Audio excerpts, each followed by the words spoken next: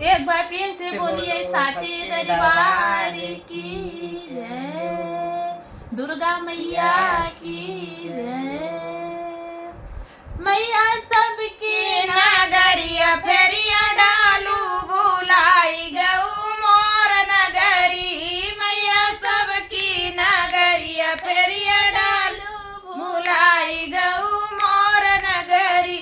हमरे दुआरिया मैया गंगा बहतू है, हमरे दुआरिया मैया गंगा बहतू। मैया चरना धोआए चली जायू भुलाई गऊ मोर नगरी, मैया चरना धोलाए चली जायू भुलाई गऊ मोर नगरी।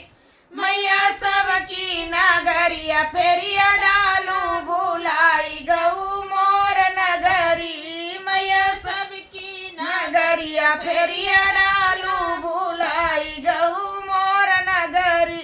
हमरे दुआरे मैया मलिया बसलू है, हमरे दुआरे मैया मलिया बसतू है। मैया गजला पहिरे चली जायू भुलाई गऊ मोर नगरी, मैया गजला पहिरे चली जायू भुलाई गऊ मोर नगरी। मैया सबकी दुआरिया फेरिया डालू भुलाई गऊ मोर नगरी।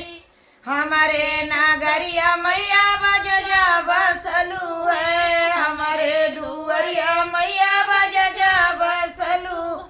मैया चुनरी ओढ़े चली जायू भुलाई गऊ मोर नगरी, हो मैया चुनरी ओढ़े चली जायू भुलाई गऊ मोर नगरी। हो मैया सबकी नगरिया फेरिया डालू भुलाई गऊ मोर नगरी, मैया सबकी नगरिया फेरिया डालू भुलाई गऊ मोर नगरी।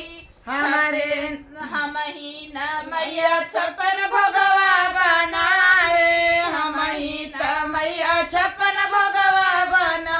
मैया भोगवा लगाए चली जायू भुलाई गऊ मोर नगरी, मैया भोगवा लगाए चली जायू भुलाई गऊ मोर नगरी। मैया सबकी नगरिया फेरिया